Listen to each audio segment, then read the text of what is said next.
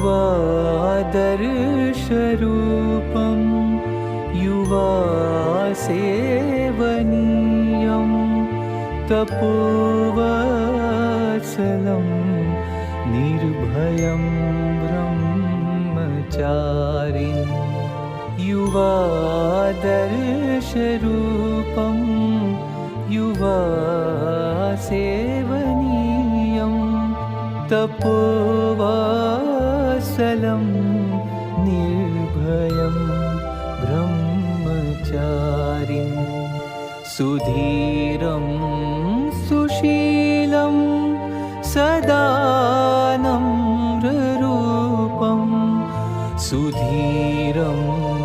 सुशीलं सदा नम्ररूपं हरे नीलकण्ठ